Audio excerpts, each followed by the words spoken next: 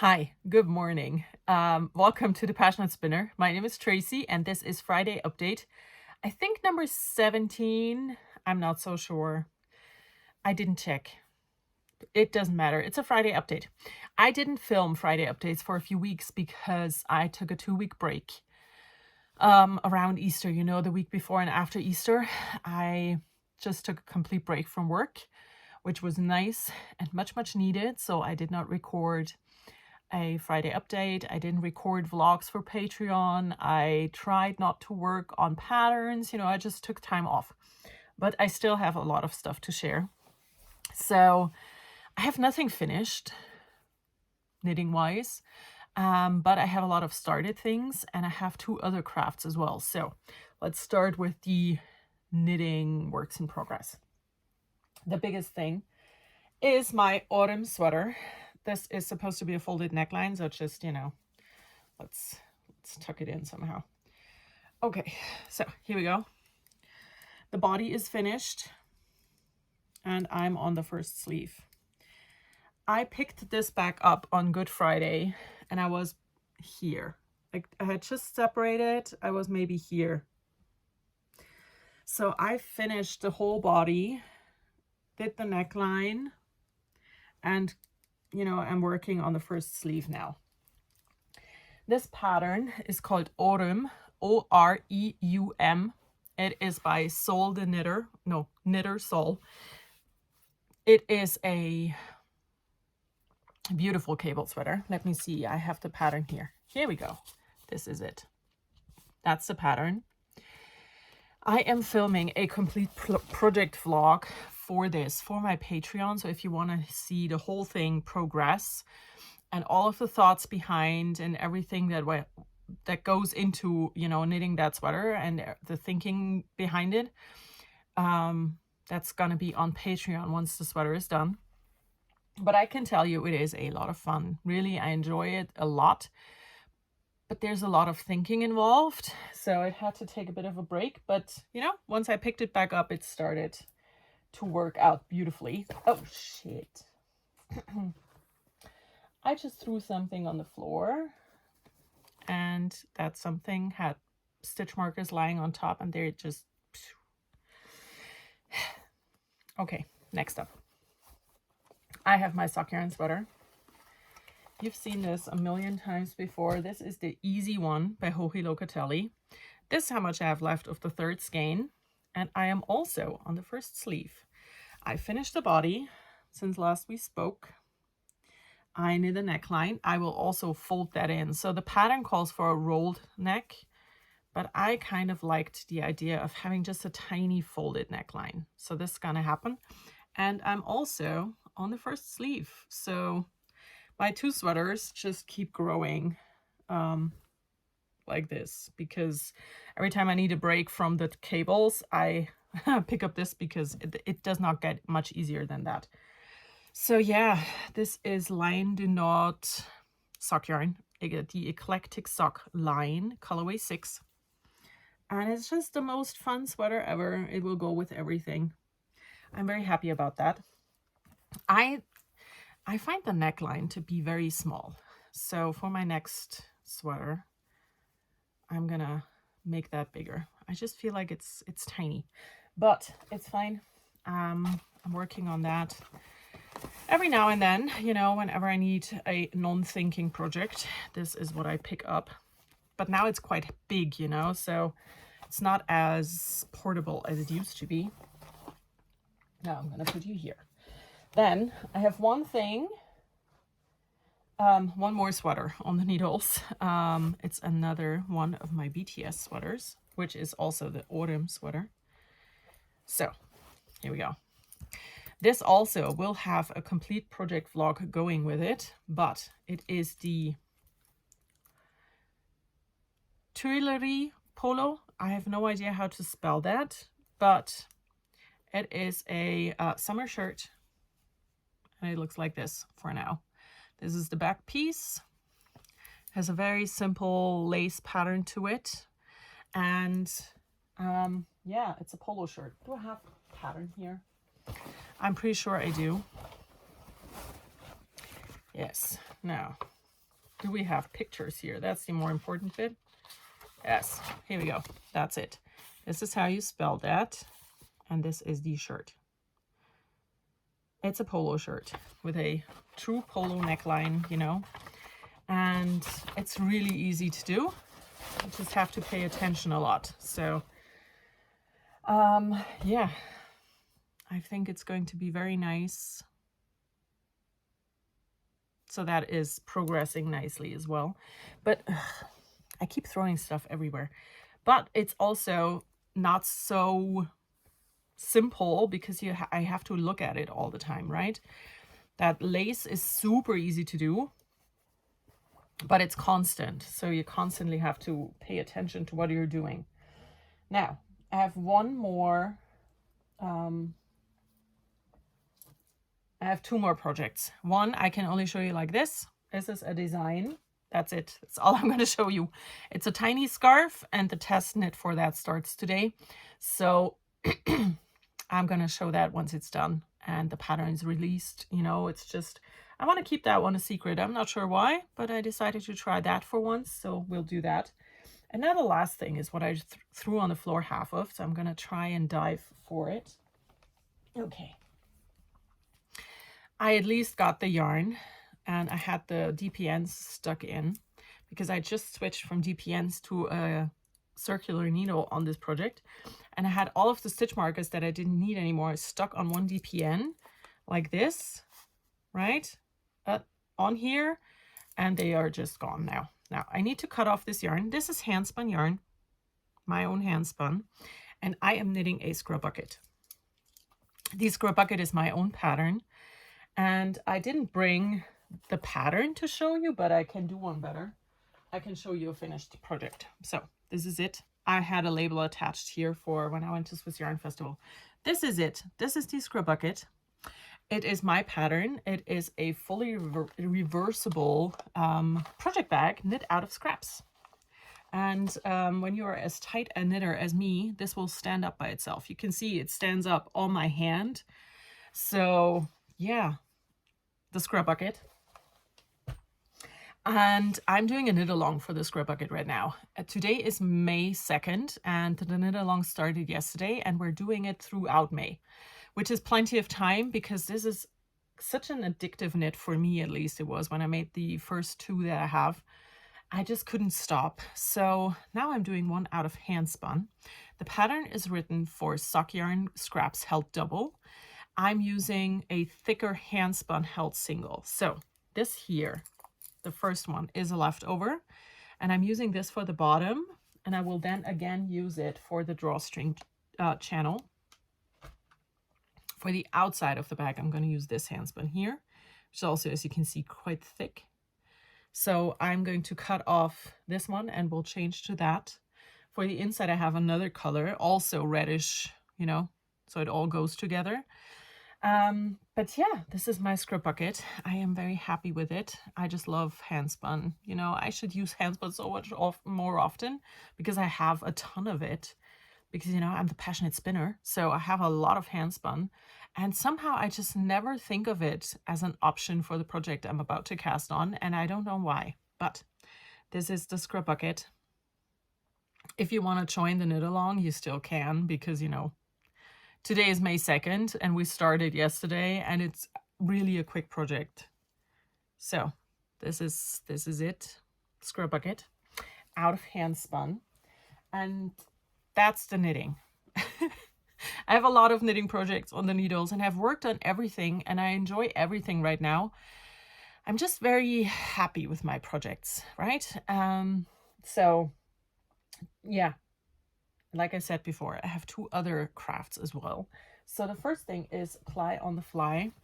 I think I showed this to you already after Swiss Yarn Festival, but I've done a bit more over the Easter break. So this is basically all the fiber I have left. This is something that I dyed many years ago, and I have no idea what it is actually. You know, the fiber itself, I'm not so sure. But the thing is, I have only this much left because I gave away the rest in my classes for people to try spinning because it drafts very easily. And I decided to just spin it up and finish that little ply on the fly project here, and, you know, have a mini skein that I can use in some colorwork mittens or something.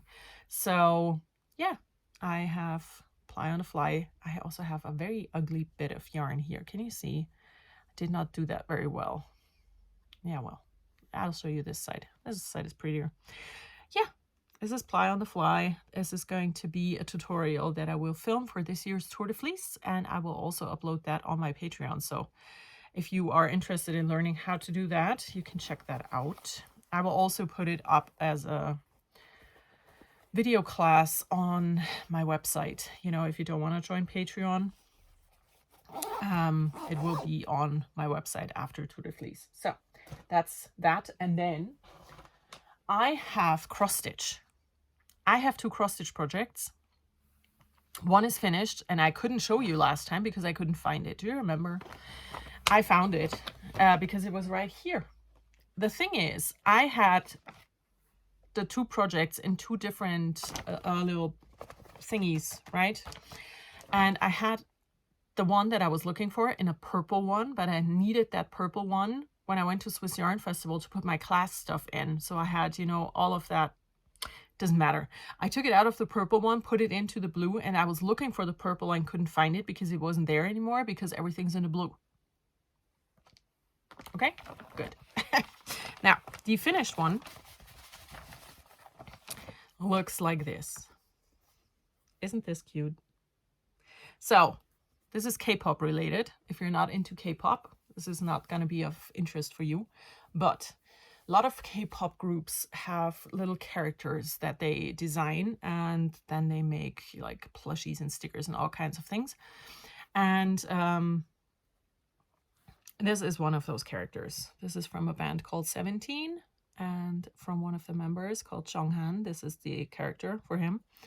And there's 13 people in 17, and I'm gonna make all 13 of their characters. So this is the first one, and it is finished. The fabric was hand dyed, and I got that probably 10 years ago when I was having a cross-stitch phase, and I watched a lot of floss tube videos, and I was very influenced by them. And I bought a pack of hand dyed fabric pieces, you know, all different size, all different colors, different fabrics. And this one here, actually, I'm not sure if it shows, but it is pink and peach, which is the exact same colors of the character. So I thought that that was a very good match. And then the other one I started, and let me get it out. Let me take that off. Now, this is the second one I have started.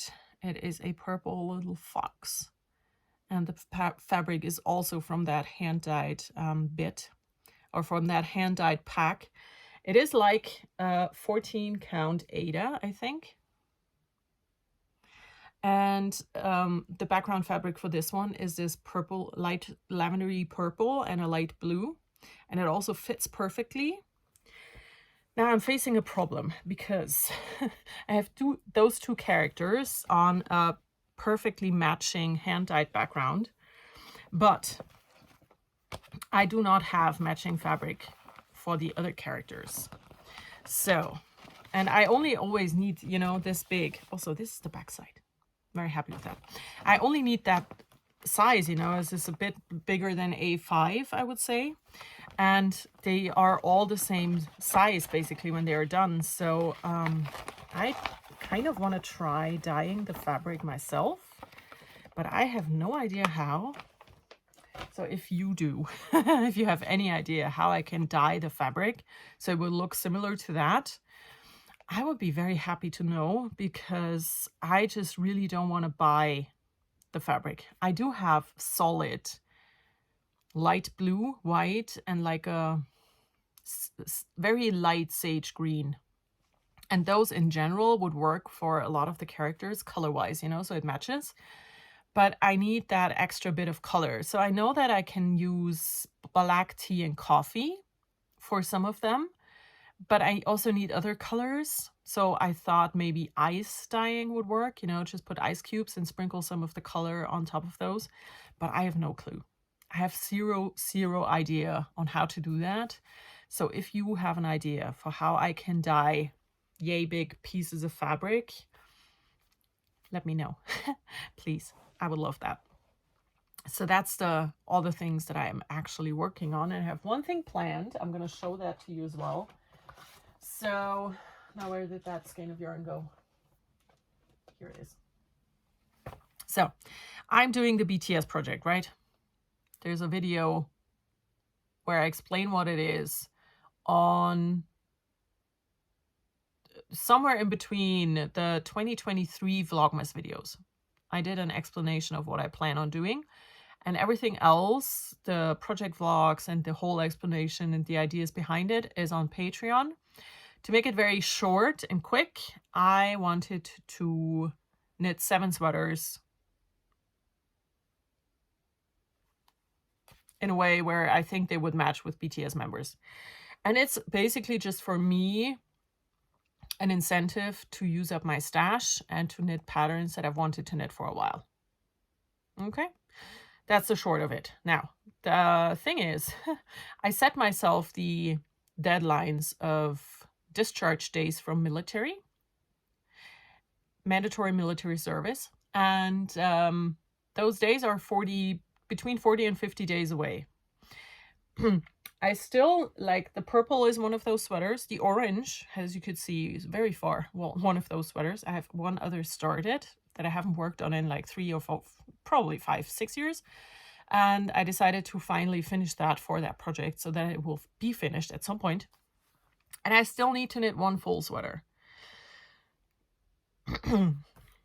I'm starting to think that I might not be able to do this, but for the last sweater, I decided to go with brioche because I have intarsia, I have cables, I have lace, I have modular for the thing I still need to pick back up. I have simple stockinette, and I have stockinette color changing. And so I thought, for the last one, I'm going to go with brioche. So I have, you know, a huge variety of techniques in there. So this is the yarn. I have 8 skeins of this. I got them in a sale pack from my local yarn shop. It is online, Linie 19 Deluxe. It's 45 cotton, 35 wool, and 20 silk. And it's a DK weight. So I went and looked up patterns. I had a different idea. My original plan was a fingering weight cardigan that also had brioche in the front, and the rest would be like stockinette. But I will not be able to finish a fingering weight long sleeve cardigan in time. I will not be able to. It would also have been green, you know, so I'm keeping the green, I'm keeping the brioche, but I have decided to go for a vest instead. So I decided for this one here, and it is called Detroit Vest, like the city, Detroit. But the thing is, I'm going to change one thing. They do garter stitch here, and I will do brioche the whole way. I'll just have the garter stitch as a frame. They say free pattern, and this is the last garment I will start for my BTS project. And then you can keep all of your fingers and toes crossed for me that I will be able to finish everything in time, because like I said, I have less than 50 days.